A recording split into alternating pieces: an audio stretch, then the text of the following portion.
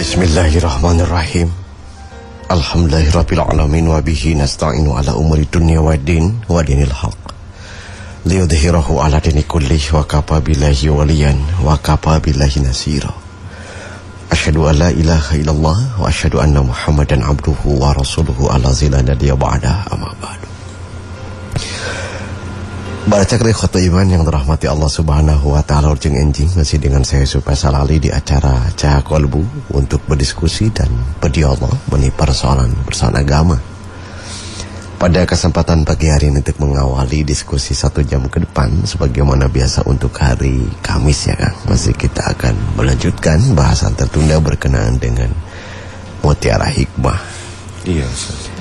Dalam sebuah pernyataan yang disampaikan oleh Muhammad bin Ibrahim di dalam kitabnya Mawsu'ah Fiqhul Qulub itu Kang, ia mengemukakan idza a'radal qalbu an sima'il haq wa abghada qailahu bihaitsu la yahibu ru'yatahu imtana'a wasulul huda ilal qalb fa fasada wa idza fasada sam'a wal aqla tabi'ahuma fasadal basar begitu Kang. Muhammad bin Ibrahim rahimahullah mengemukakan idza a'radal qalbu an sima'il haq wa abghada qailahu, apabila hati telah berpaling an sima'il haq dari mendengar kebenaran, wa abghada qailahu dan membenci terhadap penyampainya, bihaitsu la yahibu ru'yatahu hingga tidak senang untuk melihat si penyampainya. Imtana wasulul huda ilal qalbi fafasada, maka akan terhalang sampainya petunjuk ke dalam hati fafasada, lalu hati pun akan menjadi rusak. Wa idza fasada sam'a wal aqla, dan apabila pendengaran dan akalnya rusak, tabi'ahuma fasadal basar, maka akan diikuti pula dengan rusaknya penglihatan. Para yang dirahmati Allah subhanahu wa ta'ala, apa yang disampaikan oleh Muhammad bin Ibrahim ini mengingatkan kepada kita dua hal yang dapat menghalangi sampainya petunjuk Allah kepada kita tentang kebenaran, begitu Kang ya. Dan itu pun pada akhirnya akan menjadi sebuah kerusakan terhadap hati, begitu Kang. Kata beliau, idza a'radal qalbu, apabila hati itu berpaling begitu Kang ya. Ini mengingatkan juga kepada kita tentang keberpalingan hati, gitu kan. Ini yang menjadi bibit buit, katakanlah, awal dari munculnya ansima'il haq wa abghada qailahu, akan menolaknya dari mendengar kebenaran, wa abghada qailahu, dan akan membenci sang penyampainya. Jadi kalau ada seseorang yang kemudian pada saat itu misalnya mendengarkan kebenaran, kemudian dia berpaling dari kebenaran itu setelah dia dengar, bahkan dia membenci qailahu sang penyampainya. Nah, itulah salah satu bukti bahwa dia itu i'radul qalb, hatinya sudah berpaling gitu kan kepada kebenaran. Maka la yahibu ru'yatahu, maka kan dampaknya dia tidak akan pernah mau melihat orangnya. Kalau dalam bahasa kita, kalau kita sudah benci ke orangnya, kadang kita juga tidak mau mendengar perkataannya. Secara lahiriah pamika pungkur nuju sakola. Da teresap kana matematika misalnya, ada kerang senangnya kan guru dat. Padahal yang tidak kita suka matematika. Padahal matematikanya yang kita tidak senang, ya kan, jadi kacibit kulit ke bawah daging. Jadi ka guruna kan teu senang we urang teh teresap pasti guru teh hoream meninggal teh. Gak senang pelajaran matematiknya begitu. Nah, ketika radul qalb, hati itu berpaling dari mendengar kebenaran, wa abghada qailahu, dan ini dua hal yang tidak bisa dilepaskan. Ketika dia sudah tidak mau mendengar, maka dia akan benci terhadap penyampainya. Ya, kapan seseorang itu radul qalb kan begitu, sehingga dari mendengar kebenaran, bahkan dia akhirnya membenci terhadap apa yang disampaikan dari kebenaran itu. Ya, seseorang bisa terjadi atau katakanlah terjangkit dari a'radul qalb, ya, keberpalingan hati, itu disebabkan karena hati kita sedang atau dalam keadaan qaflah, dan hati kita sedang dalam keadaan mengikuti hawahu, gitu kan. Maka Al-Quran menegaskan wala tuti man aghfalnahu qalbahu an dzikrina wattaba'a hawahu, ya. Dan janganlah kamu mengikuti atau mentaati man aghfalnahu qalbahu, yang hatinya itu lalai an dzikrina, dari mengingat kami, wattabahawahu, dan mengikuti hawa. Jadi ketika seseorang berpaling dari mendengar kebenaran, pada hakikatnya hatinya sedang koplah, dan yang dia ikuti adalah siapa? Hawahunya, hawa nafsunya, begitu kan. Maka apapun yang disampaikan oleh siapapun ya tentang kebenaran, karena hatinya sudah berpaling, sudah goplah ya, dan mengikuti hawahu, maka apapun kebenaran yang dia dengar maka tidak akan terdengar, begitu kan. Matak sok janten panas cepil, gitu kan ya, mendengar kebenaran itu kalau hatinya sedang berpaling dari kebenaran, begitu kan ya. Wa abgodo qailahu. Dan ini biasanya sering terjadi juga karena hatinya sudah berpaling dari kebenaran, maka terkadang kita juga tidak menyenangi, tidak menyukai melihat orang yang menyampaikan. Nah, oleh sebab itu maka ini sebagai tambahan saja ya Kang ya. Kenapa di dalam kajian-kajian ya hati kita ini harus netral dulu gitu Kang. Ya, artinya tidak ada kecondongan ya, kecenderungan suka atau tidak suka, senang atau tidak senang. Maka di situ mempoloskan mana aja gitu kan.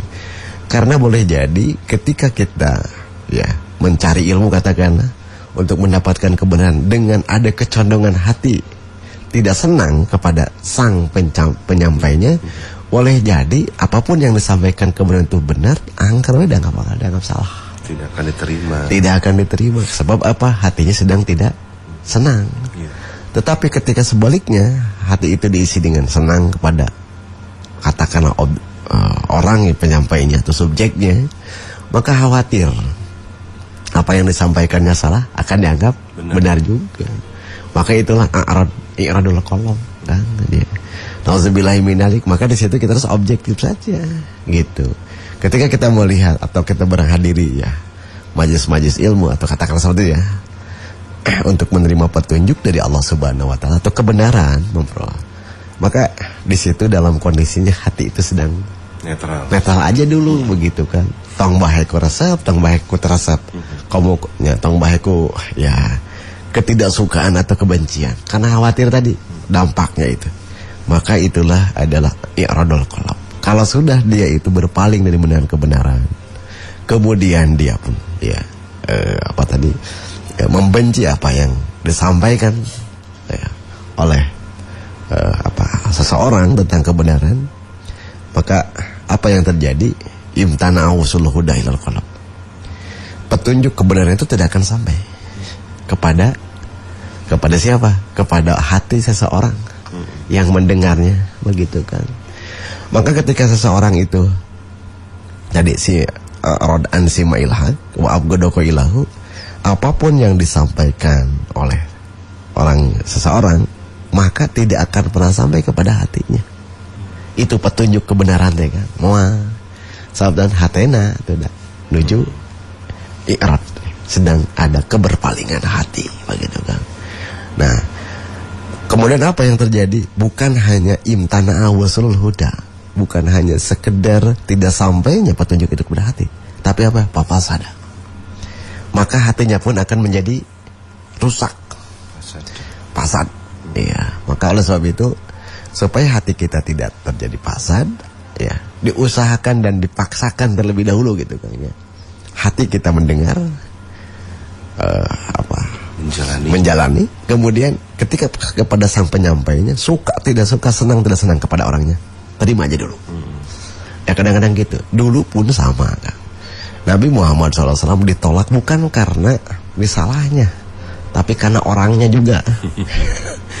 Abu Jahal ya kan, bukan terhadap risalah nabinya saja yang dia tolak, termasuk juga ke orangnya. Sehingga apa yang disampaikan oleh Nabi Muhammad SAW yaitu wa maznun, ya dia itu orang gila. Maka akan muncul ya ponis-ponis katakanlah, sebutan-sebutan dari ketidaksetujuan hati terhadap orang yang menyampaikan kebenaran. Nah ini berbahaya kan gitu. Misalnya tercocok yang ya wah eta mah sigana ormas anu. Itu udah mulai itu. Imtana awsul huda, maka itu papasada. dia sudah rusak kolomnya kan. Kalau sudah gitu mah, kalau sudah rusak ini rentan akan menjadi mati hatinya. Bukan lagi berpenyakit, ini udah rusak mah. Itu udah mendekati kepada matinya hati. Nah, mudah-mudahan kita diingatkan oleh Muhammad bin Ibrahim, apapun yang hadirnya kebenaran dari Allah melalui sang penyampai, ya, baiklah menurut orang para asatid dan sebagainya, dengarkan aja dulu ya. Untuk urusan nanti artinya untuk diterima dan tidak dalam tanda petik ya, untuk dikaji ulang kita mah enggak. Tapi paling tidak ulah akan ngabali sandi kupingkan gitu. Ya, kupingkan heula duhikeun ka mana saepna gitu teh. Tos saep baru. Kalau mau kasih komentar ya komentar. Kalau masih ada pertanyaan ya pertanyaan kan begitu ya. Maka tidak akan, bukan hanya saja tidak sampai, tetapi fasada. Ini yang khawatir, hatinya sudah jadi rusak. Kalau begitu kan, petunjuk tidak masuk, hatinya juga rusak. Nah kemudian kalau itu kolomnya sudah rusak, apa yang terjadi kan? Wa idza fasada sam'a wal akal, maka akan juga terjadi kerusakan pada pendengaran dan akal. Nah ini kan, hati rusak dengan a'radul qulub an simil haq wa abghadu qailahu, maka di situ akan hadir bukan hanya rusaknya hati, tetapi rusaknya pendengaran dan akal. Tabi'uhuma fasadal basar, maka akan juga mengikuti dengan rusaknya penglihatan. Maksudnya apa? Rusaknya pendengaran, rusaknya penglihatan, maka mereka akan menjadi tuli, buta dari kebenaran. Maka Al-Quran tegaskan, somum bukmun umyun pahum layar jiun, gitu kan. Mereka tuli, mereka bisu, ya, mereka buta, pahum layar jiun, maka tidak akan mereka kembali kepada kebenaran. Atau di ayat lain, somum bukmun umyun pahum layar kilun. Nah itu juga sama, terjadi kerusakan pada apa? Asam uwal aklu. Nah, bagaimana dengan terjadinya kerusakan akal? Kerusakan akal itu terjadi dengan apa? Dia akan mabuk dalam kesesatan. Sugante mabuknya kula euteun nih. Ya mau mabuk kesesatan. Dia berarti dia sudah enjoy di dalam kesesatan. Dan tidak betah di situ. Wah, udah betah. Jadi lamun bade hanjat dina bebeneran teh susah. Karena dia udah betah di situ. Nauzubillahi min dzalik. Maka fasadu sam, ya, rusaknya pendengaran wal akla. Akal itu sudah tidak akan berpikir lurus kan tentang kebenaran. Pasti udah cingcetkan kan bener gitu kan. Nah, itulah salah satu fasadul akal, ya. Maka Al-Qur'an biasanya menggunakan kerusakan akal itu dengan kata-kata asukroh. Misalnya dalam ayat disebutkan la amruka innahum la fi sakratihim ya'mahun, ya. Demi umurmu Muhammad, sesungguhnya mereka terombang-ambing dalam kemabukan kesesatan. Nah, orang yang play maksudnya kan keren mabok katanya. Dan dia itu berenjoy di dalam kesesatan, maka dia sedang fasadul akal. Jangan kira itu kan. Orang berpikirnya sudah sesat dan kesesatan, dia itu sudah mabuk di dalam kesesatan. Kan ada identik nama mabok banyak, dia orang kan senang-senang teh gini kan ya. Nah, ini juga sama. Orang kalau sudah fasadul akal, rusak akalnya, maka dia tidak akan pernah jernih untuk mentadaburi, mentapakuri jauhanan kan kena eta katanya.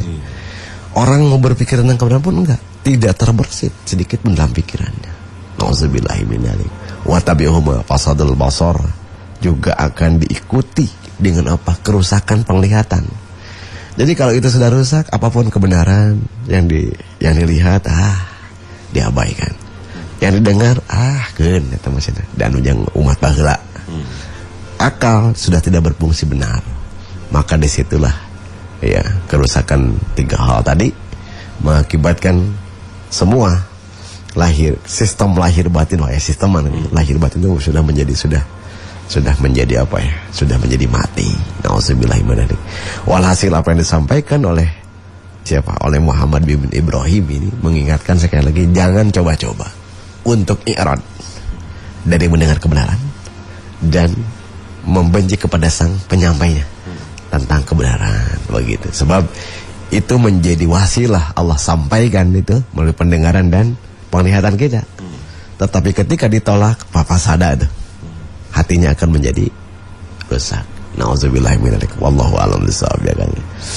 Iya, alhamdulillah. Tolong saat iya dan Bara Cakra kita mulai kembali. Insyaallah untuk pembahasan hari kami seperti biasa Cahaya Kolbu bersama Al Ustadz Yusuf Faisal Ali kembali membahas tentang mutiara hikmah berkenaan dengan tidak sampainya petunjuk Allah disebabkan berpalingnya dari kebenaran dan membenci pada penyampai kebenarannya. Baik, Bara Cakra, silakan untuk yang mau bergabung kami undang di nomor 0811234005 dan iya untuk pertanyaan di luar tema pun juga mangga kami tunggu kebersamaannya. Ya, alhamdulillah untuk kesempatan pagi hari ini sehat ya Ustaz ya. Alhamdulillah. Ya, dan barusan sempat diulas juga ini mungkin satu di antara dari kutipan yang ada dalam kitab Al-Mawsu'ah fi Qulub ya Ustaz ya. Betul ya. Betul. Walaupun mungkin kitab secara lengkapnya belum ya Ustaz ya. Insyaallah Ustaz ya. Oke, dan ya Bara Cakra dan pula Ustaz ini kalau kita memperhatikan tadi dari apa yang dipaparkan oleh Ustaz juga nih Bara Cakra tentang petunjuk itu apakah kita itu bisa meraihnya atau tidak gitu ya Ustaz ya. Ini kembali kepada mungkin tema dasarnya itu adalah apakah diri kita ini masih termasuk kategori sombong atau tidak gitu ya Ustaz ya, sehingga nanti itu akan melahirkan sabar dan juga tawadunya kita itu terganggu atau tidak juga gitu ya Ustaz ya. Silakan. Iya. Bara Cang dirahmati Allah Subhanahu wa taala ya. Dari urian tadi, kenapa terjadi i'rad an samail haq ya. Kemudian wa abghadaka ilahu. Karena hati kita sedang dalam keadaan goplah. Maka akan terganggu tuh amalan-amalan qulub yang lain, betul ya? Akan terganggu, tawadunya terganggu. Ya. Bahkan bukan terganggu lagi, sudah tidak ada lagi. Untuk tawadu ya, untuk amalan qulub yang lainnya, untuk tawakalnya hilang, untuk tauhidnya hilang ya, untuk memasrahkan diri kepada Allah hilang. Asiqatu billahnya juga hilang. Al-yakinnya mungkin juga boleh jadi hilang. Kalau itu sudah terjangkit penyakit goplah, lalai gitu kan. Watabahawahu. Ini hampir di banyak ayat Al-Quran menjelaskan dua masalah ini, goplah ya, dengan ittibah hawahu. Itu kalau sudah dua itu terjangkit ya, atau katakanlah terjadi dalam diri ya, bahti seseorang, maka tong heran begitu. I'radul qalb itu akan terjadi terus. Konslet kamu mana? Kamu mana? Dakabal awalna terus kabakar gitu. Pas baca Quran ya, kena surga dianggap tidak ada. Karena neraka ya mata khayul. Dianggap nanti. Pokoknya apapun yang disampaikan itu tidak akan pernah ada yang diterima dari Al-Quran dan dari Al-Quran dan dari katakanlah petunjuk-petunjuk Allah, nggak akan. Orang-orang dulu kan seperti itu dengan bahasa yang beda. Mereka cuma jawab asatul awalin atau mah dongeng baheula. Itu teh karena apa? Karena mereka i'radul qalb dengan sebab tadi goplah dan itiba hawa. Maka untuk awal dasar untuk tadi ya, untuk tidak i'rad an simail haq wa abghadaka ilahu, maka apa? Benahi dulu al-goplahnya, jangan sampai itu ada muncul. Karena goplah itu bisa melekat di siapapun. Goplah di ahli ilmu, goplah di ahli ibadah, goplah di ahlu dunia wis pogo tuh. Kagoplahan atau mas? Kagoplahan. Itu bisa melekat di siapapun goplah itu, kelalaian itu. Lalai itu mungkin dia tidak tahu sama sekali, atau tahu pura-pura tidak tahu. Itu goplah sebetulnya. Ya, sering kita juga bahas tentang al-goplah, dan Al-Quran wala takun minal gofilin, itu banyak sekali kan. Karena itu yang awal-awalnya orang berpenyakit dengan goplah sehingga i'rad. Nah itu kalau terjadi ya kegoplahan dan itibah hawa, maka akan merusak, tidak akan hadirnya petunjuk. Soknya mangga Bandung beli teh percantan mah. Bae di pecobian pecakan ya. Saudara sepuh baheula mah sok pecakan di situ percantan aja. Maka terjadi kerusakan juga. Bukan hanya petunjuk tidak masuk, hati rusak. Jelas nanti kesana samun, al-aklun, kemudian basar, itu rusak semua. Pokoknya apa yang dia lihat, wah mau jadi pelajaran, nggak akan jadi intibar. Apa yang dia dengar juga sama, tidak akan menjadi nasihat, tidak akan menjadi mau'idah. Karena apa? Hatinya sedang goplah. Mudah-mudahan Allah bimbing kita semua agar awal dasarnya kita tidak termasuk orang goplah dan itibah hawa. Dan ini kan dua hal yang sering kita bahas kan. Itiba'ul hawa dalam urusan agama itu, ini yang paling nomor rankingnya ya, ranking atau peringkat pertama itu kan. Karena itu yang akan menjadi konsetiyah, terjadi kekonsetan gitu kan. Mempengaruhi ya terhadap urusan-urusan yang lain, baik lahiriah maupun batiniah seorang ya. Wallahu a'lam bishawab. Iya, sehingga penyadaran kepada diri kitanya Baraya Cakra bahwasanya iya, bahkan sampai ketika pun kita tidak tahu, ini jangan sampai tidak coba cari tahu gitu ya. Itu lebih parah sebetulnya. Ya kan, nanti ada juga pernyataan ya, hampir sama oleh Muhammad bin Ibrahim itu kan tadi, siapa saja yang dia tidak mau mencari kebenaran, padahal tidak tahu. Kemudian bahkan dia kemudian menolak dan mengabaikan, itu juga dijelaskan. Maka itu pun termasuk kategori tadi, goplah gitu ya. Nah, kegoplahan inilah yang memang awal ketika itu sampai kepada seorang. Ya, kalau goplah mah kabungkus kadang-kadangnya kabungkus ku ahli ibadah, nah ku ibadah kita gitu kan. Seolah-olah kita nggak goplah loh gitu mah. Kan saya juga sholat, saya juga melakukan ibadah yang lain, melakukan kebaikan. Tetapi sementara hatinya ya, dia sudah habis dengan virus goplah, terus sedikit. Banyak hal dengan goplah kelalaian ini, orang akhirnya apa ya? Dia tidak sadarkan diri dengan ibadahnya, tidak sadar. Yes. Itu goplah. Atau ngalawarat ini kurang sholat temut kan kagungan. Itu juga goplah, tidak sadar. Ya, kita melakukan bahwa kebaikan itulah kehendak Allah bisa. Itu sama. Hal-hal goplah. Maka di bahasan sebelumnya kita juga udah bahas ya tentang zikir dan doa maksud dengan ayat-ayat zikir. Kegoplahan itu yang berbahaya. Maka petunjuk pun isma'ajat qulubuhum, akan mantul. Bukan mantap betul ini, bukan mantul aja. Akan balik lagi gitu dan tidak akan bisa diterima, tidak sampai kepada hati seorang. Wallahu a'lam bishawab. Ya, sehingga ya gitu ya Ustaz ya, jangankan apa yang misalkan udah terbiasa gitu ya Ustaz ya hadir di pengajian, terlebih lagi yang mungkin kita yang belum mulai gitu ya Ustaz ya untuk datang-datang ke pengajian itu sendiri. Kalau ini kebayang gitu ya, yang ngaji aja gitu Baraya Cakra. Tesan tangtos tiasa ngedeteks. Iya, Ustaz, betul. Apalagi yang memang enggak begitu ya. Jangankan ya dalam kondisi yang di luar ya. Yang di dalam pun belum tentu. Yang biasa ngaji. Yang biasa ngaji gitu kan. Ya, karena itu bisa melekat ke siapapun. Nah, itulah bahayanya goplah dan itiba'ul hawa, sehingga akan menghadirkan i'radul qalb, keberpalingan hati. Iya. Tas eta mah baru dampaknya kelihatan. Korea mau pingkeun, asa panasnya ngopingkeun nu ngawas dah. Eta teh kaciri i'rad, teu pura-pura teh ngopingkeun we urang. Padahal mah itu juga sama kan itu ya, di antara i'radul qalb. Atau bisa saja ya Ustaz ya, penerimaan dari ilmu Allah itu hanya sebatas di pemikiran saja misalkan. Itu pun boleh jadi salah satu i'radul qalb. Jadi tidak sampai ke dalam hati. Teu sumarambah kana bayah gitu Pak misalnya itu. Teu meulit masjid kana hati sanubari teh. Siga cai sareng minyak we gitu kan. Ya terpisah di. Itu pun sama. Bagian dari i'radul qalb. Lalu Kang eta teh kan abot kan mendetek penyakit seperti itu dalam qalb kita susah. Karena apa? Itu hal yang tersembunyi dan orang jarang yang sadar menyadari gitu kan. Oh iya teh buah-buah mah. Oleh sebab itu juga kalau juga kita tambah muhasabah ke situ, apakah selama ini kita sudah qalb kita sudah berpaling atau tidak. Dan itu harus dimuhasabah sebagai bagian dari muhasabah yang lain, muhasabah ibadah, muhasabah terhadap dosa, muhasabah terhadap amal. Wah, pokoknya itu juga harus diperiksa. Hasibu qabla an tuhasab itu juga masuk di situ.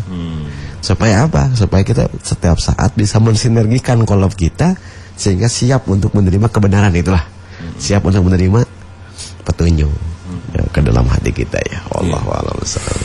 Iya, berarti ini kembali kepada penataan ya Ustaz ya, dari betul. segala sisi Balai Cakra, baik itu mungkin sisi lahiriahnya ya, ritual-ritual ibadah gitu ya Ustaz, kaifiat ibadah itu sendiri, terus dalam pencarian ilmunya pun juga itu penting gitu ya Ustaz ya, dan termasuk juga amaliah-amaliah dari setelah kita belajar terus udah gitu melakukan ibadah, dan bagaimana selepas dari itu goirnya gitu ya. Iya, Ustaz, betul. ya. Iya.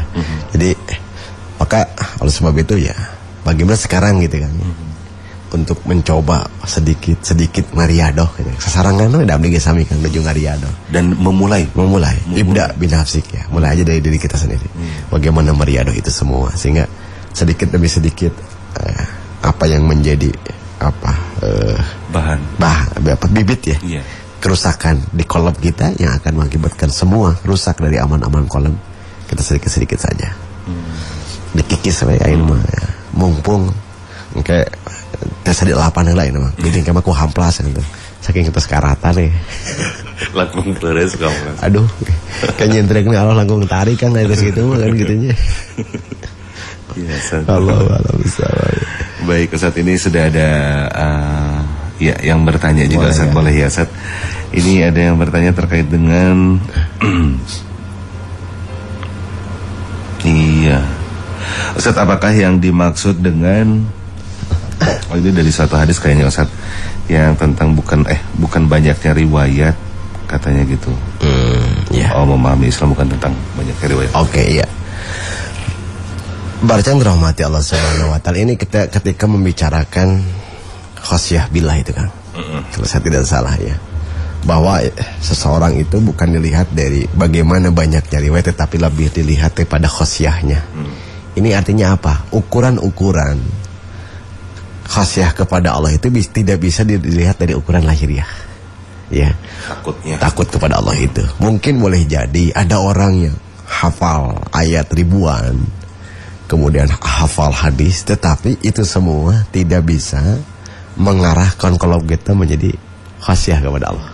Sejatinya innama yasallah min ibadihi al-ulama, sejatinya. Tetapi al ilmu laisa bikasati riwayah, mohon maaf itu.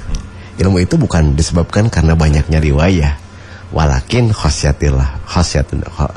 billah kan begitu kan, tapi khasyah billah. Nah, maka sehingga ukuran orang yang berilmu dan tidak hadapan Allah itu bukan materi keilmuannya, tetapi apakah ada keberlanjutan dari atau sampai tidak kepada kolomnya gitu, sehingga hadir khasyah gitu kan ya, sehingga hadir tawadu dan amalan kolom lainnya. Itu standar ukurannya.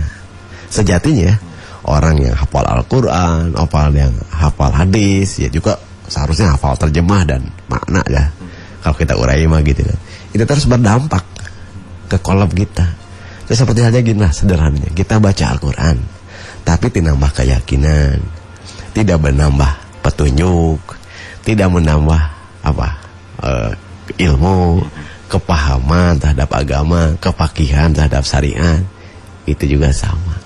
Ya, berarti masuk kategori lenyapnya keberkahan ilmu sebetulnya. Bisa keberkahan ilmu juga bisa lenyap. Tadi juga sama. Ketika tidak menghadirkan khasyah billah dari ilmu itu pun juga sama.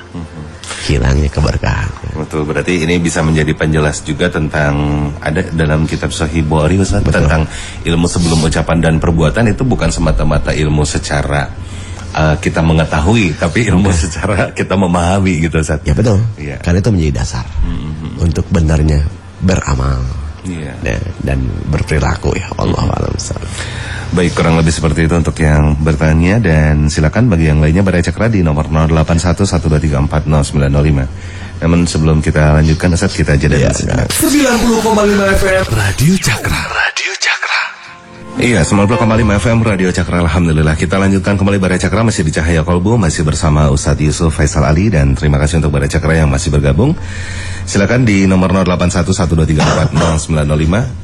Ya, bagi Balai Cakra yang mau bergabung bersama kami di Cahaya Kolbu, baik di SMS ataupun juga nomor WhatsApp-nya masih dengan nomor yang sama ya.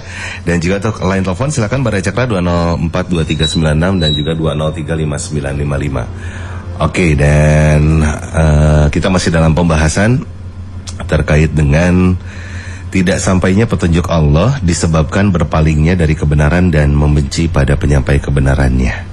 Baik Ustaz, silakan untuk tambahan lainnya. Iya.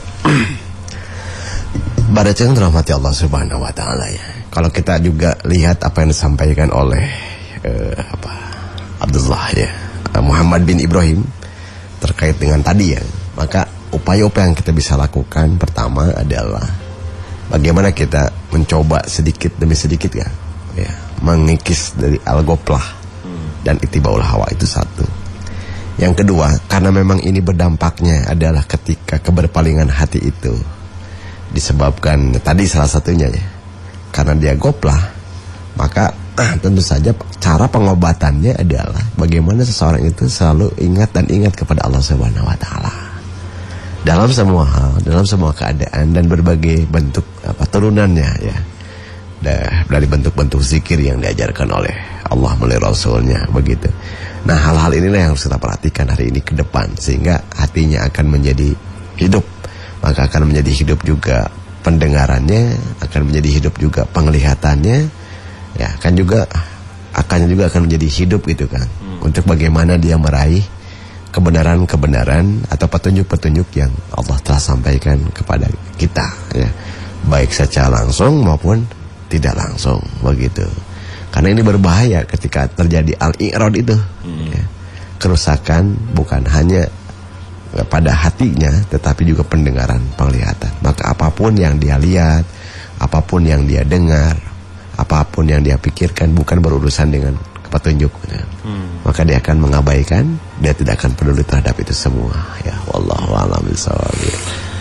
Iya, baik, dan kita sambil lanjut lagi ke pertanyaan berikutnya.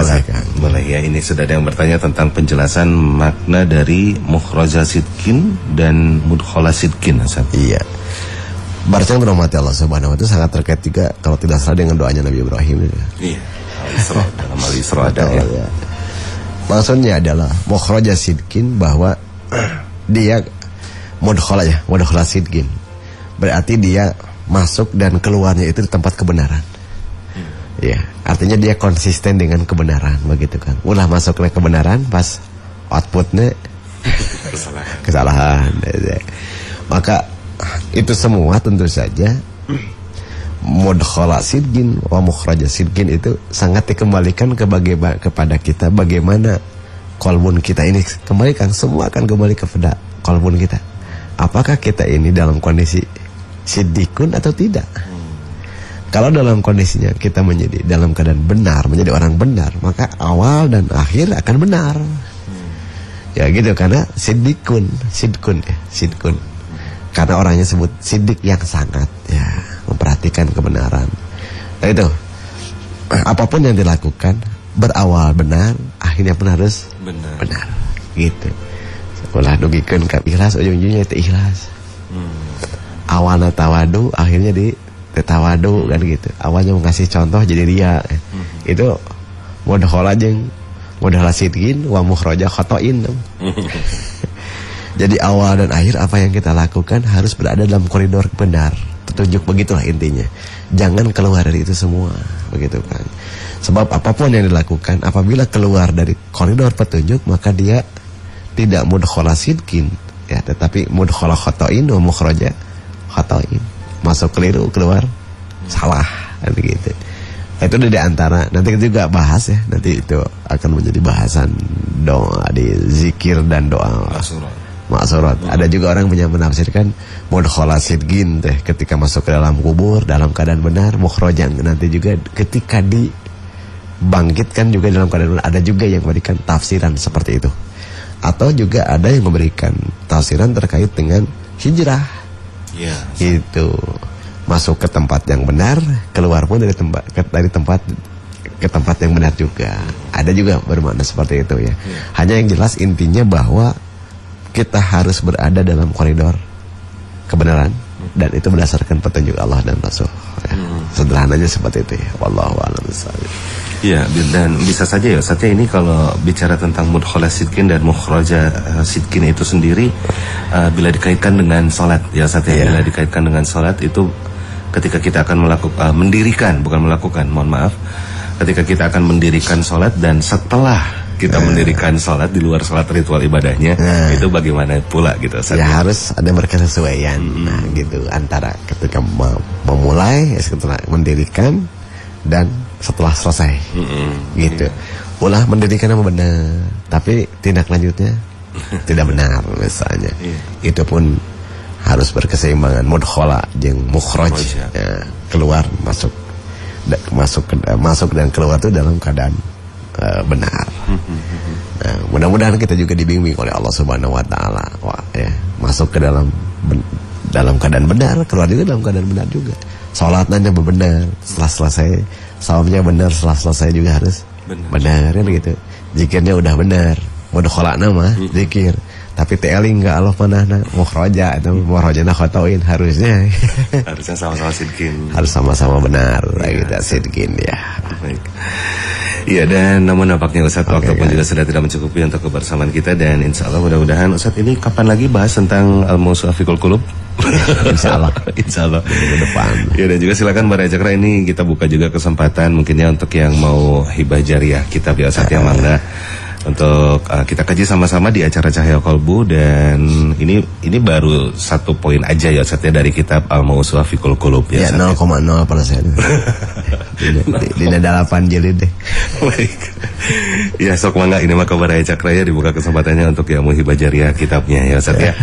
Kami tunggu mangga Bara Cakra, dan kita cukupkan saja terlebih dahulu untuk Cahaya Kolbu di kesempatan pagi hari ini. Alhamdulillah. Ya, jazakallahu khairan. Terima kasih banyak Ustadz dan juga Bara Cakra yang sudah bergabung. Insyaallah kita lanjutkan kembali esok hari. Di hari Jumatnya kita masuk ke pembahasan zikir dan doa ma'surat. Zikir dan juga doa ma'surat. Ya, langsung saja saya yang mau kali bertugas Ardian undur pamit. Aku qali hadza wa astaghfirullah li wa lakum. Assalamualaikum warahmatullahi wabarakatuh.